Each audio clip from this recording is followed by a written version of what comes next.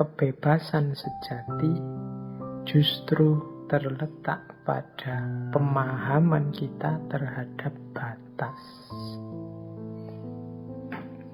Nah, ini kan bertentangan antara bebas dengan batas. Orang bebas itu orang yang tidak mau diberi batas. Tapi justru kalau mengikuti filosofi yin dan yang, kebebasan yang sejati itu kalau kita ngerti batas. Kalau kita tidak ngerti batas, mana bisa kita bebas? Makna pertamanya adalah, kalian bebas itu kan harusnya ngerti. Bebas dari apa?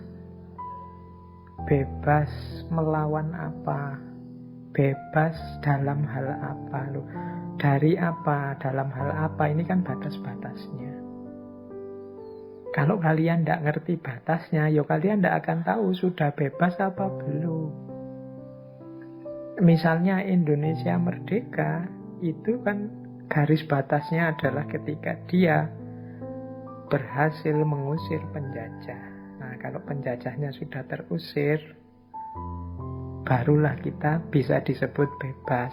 Batasnya kebebasan itu adalah terusirnya penjajah. Kita tahu, ketika penjajahnya sudah terusir, ini berarti aku sudah bebas.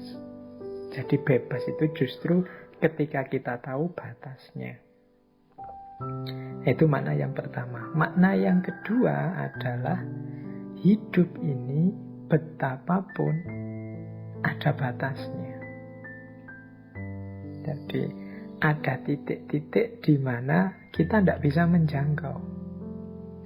Maka silahkan mematok kebebasan, silahkan memancang ingin bebas, tapi harus sadar kekuatanmu sampai mana, kemampuanmu sampai apa, kebisaanmu sampai mana. Karena kalau tidak, justru kebebasan itu akan jadi belenggumu. Misalnya, saya bercita-cita untuk punya hotel sampai tingkat 100 misalnya. Itu kan, itu hakmu bebas memancang itu. Tapi kamu juga harus tahu batas pada saatnya. Jadi, karena kalau engkau tidak tahu batas, justru rumusmu untuk punya hotel sampai tingkat 40 itu jadinya bukan kebebasanmu, tapi justru manifestasi keterpenjaraanmu, manifestasi keterbelengguanmu.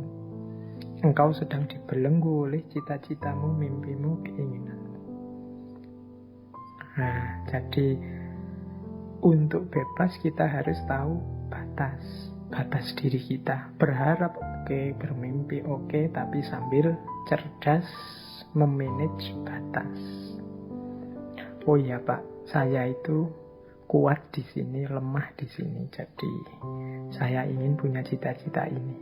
Insya Allah kalau ini akan bisa saya wujudkan. Nah, ini bebas. Tapi ketika kalian matok yang tidak sesuai dengan kapasitasmu, misalnya saya ingin Pak, tahun depan saya sudah lulus kuliah ini. Sekarang semester berapa Mas? Sekarang semester 2 Pak. Oh, itu kamu berarti tidak bisa ngukur, tidak ngerti situasimu. Kamu tidak ngerti, tidak tahu batasmu. Kalau hari ini mahasiswa kuliah itu butuhnya sekitar paling cepat itu bisa 6, bisa 7 semester. Kalau kamu masih semester 2, apa tidak bisa. Kalau kamu matok pengen lulus semester 3, bisa-bisa kamu nanti stres sendiri. Yang kamu anggap kebebasanmu bisa jadi lahirnya malah belenggu. Kamu terobsesi, berambisi, akhirnya stres. Maka kebebasan yang sejati justru terletak pada pengetahuanmu tentang batas. Baik, terus saat sesuatu terlalu dominan, maka kebalikannya juga akan tumbuh. Ini ada hukum bahwa kalau kita terlalu menekan sesuatu, justru yang sangat kita tekan-tekan, kita sembunyi-sembunyikan itu pada saatnya akan keluar, muncul, meledak.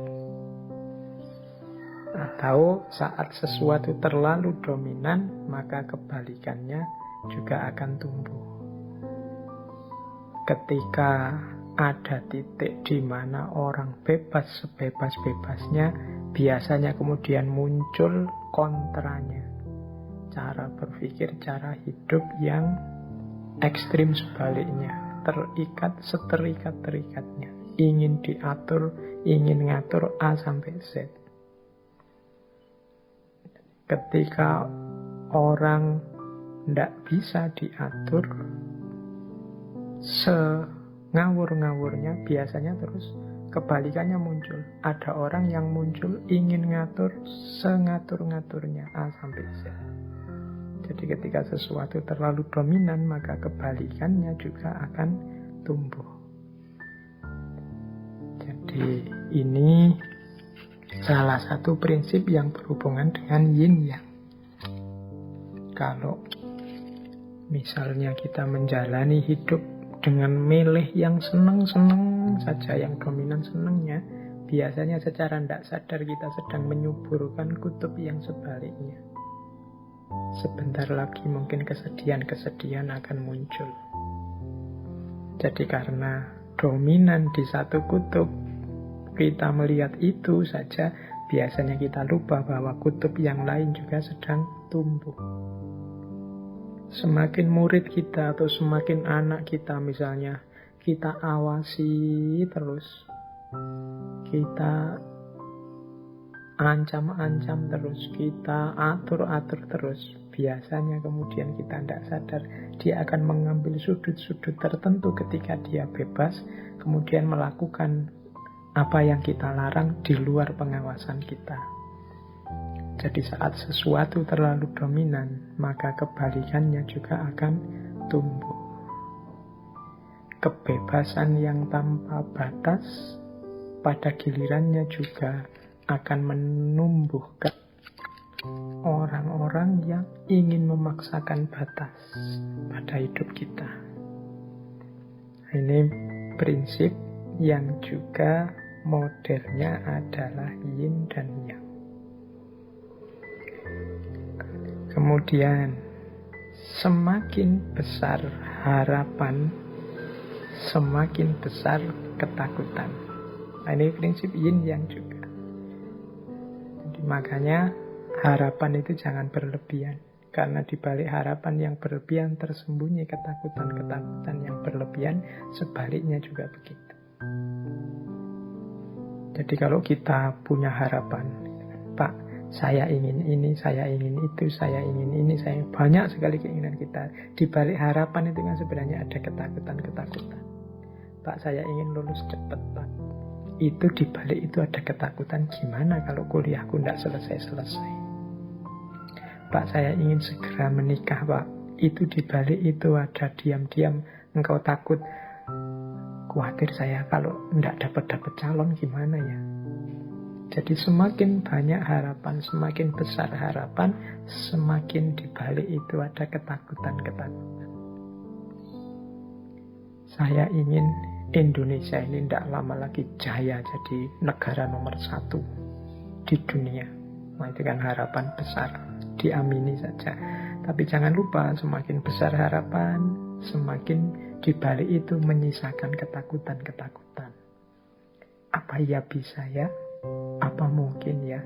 Wong Indonesia hari ini itu situasinya seperti ini, kita takut. Kalau tadi tidak berharap mungkin ya tidak takut, tapi karena kita sudah mancang harapan, akhirnya takut. Semoga engkau lah nanti yang mendampingi hidupku sampai tua. Itu kan harapan. Di balik itu diam-diam ada ketakutan. Kalau bukan engkau yang menemaniku sampai tua, apa aku bisa ya? Apa aku mampu ya? Nah itu di balik harapan ada ketakutan. Dan ini sudah prinsipnya yin yang.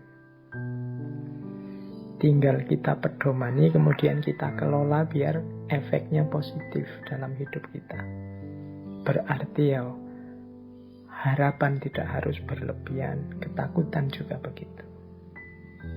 Biar tidak bandul baliknya justru menghancurkan kita. Jadi karena terlalu besar harapan, akhirnya juga ketakutannya terlalu besar.